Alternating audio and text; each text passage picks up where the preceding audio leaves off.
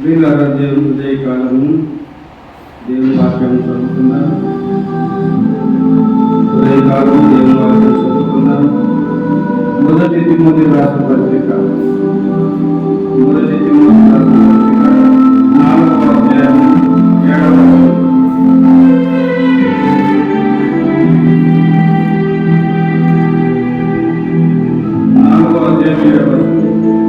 అపవిత్రమైన ముసలము ముచ్చట్లను విసర్జించి దేవభక్తి విషయంలో నీవే సాధన చేసుకున్నావు.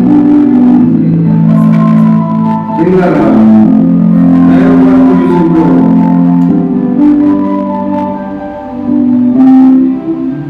సాధనము చాలా అవసరమైంది.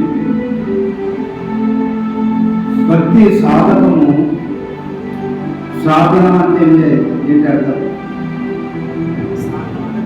సాధన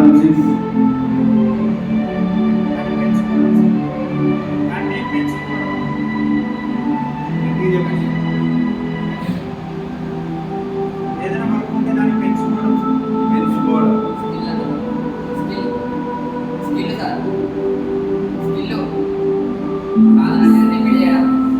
రిపీట్ చేయడం.